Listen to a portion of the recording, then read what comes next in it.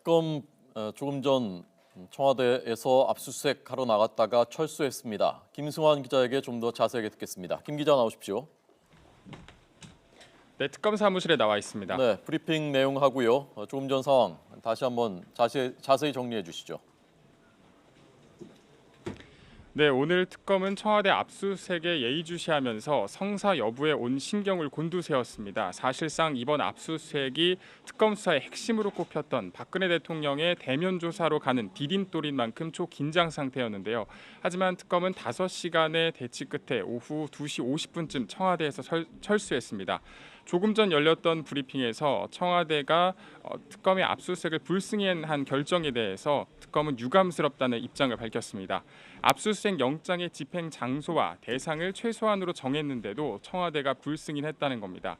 청와대는 군사시설이고 공무상 비밀이 있었다는 점을 고려해 협조하기 어렵다는 내용을 청와대 측에서 적시한 것으로 보입니다. 하지만 특검 측은 형사소송법을 봐도 압수수색 장소가 군사 기밀이 있는 장소 또 공무 기밀이 있는 장소라도 국가의 중대한 이익을 해치는 경우 외에는 거부하지 못하도록 되어 있어서 현재 불승인 사유서에는 어떤 부분이 국가의 중대한 이익을 해치는지에 대해서는 언급이 안 돼 있다고 비판했습니다. 또 특검은 청와대 관계자의 거부에 대해서 공무집행 방해 혐의에 해당하는지 그 부분에 대해서도 앞으로 검토를 할 것이라고 밝혔습니다. 오늘 청와대 압수수색에는 차관급인 박충근 양재식 특검보가 직접 나섰는데 앞으로 불승인 사유서에 대해서 어떻게 대응할 것인지 회의를 할 전망입니다. 특검은 불승인 사유서를 승인한 비서실장과 경호실장의 상급자로 판단되는 황교안 대통령 권한대행의 사유서의 부적절함을 호소하는 공문을 보낼 계획입니다. 검찰 수사에서 압수수색이 무산됐던 만큼 특검은 처음부터 법리 검토를 하면서 청와대에 대한 압수수색을 철저히 준비했습니다. 하지만 결국 어떤 논리를 마련하더라도 청와대가 형사소송법 110조와 111조를 근거로 압수수색을 거부하면 강제할 방법이 없다고 결론을 내렸습니다. 보통 법원은 압수수색 영장을 발부할 때 유효 기간을 1주 정도로 정해두지만 이번에는 이보다 긴 대략 3주 정도 발부가 됐습니다. 이에 따라서 영장 유효 기간이 2월 28일까지로 정해졌는데요.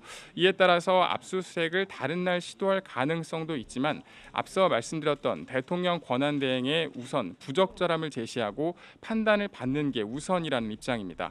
특검에서는 황 권한대행이 특검의 입장에 동의를 하면 경호실장이 거부해도 압수수색이 가능하다고 판단하고 있기 때문입니다.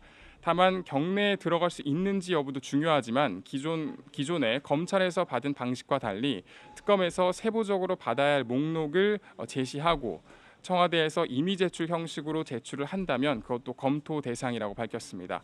특검은 법원에서 발부받은 영장에 민정수석실과 경제수석실뿐 아니라 상당 부분이 망라되어 있다고 설명했습니다. 다만 대통령 관저가 포함될지도 큰 관심사였는데 관저의 출입 내역이나 보안일지 등 관련 서류를 이미 충분히 확인할 수 있기 때문에 관저는 압색 대상에서 포함하지 않았다고 밝혔습니다.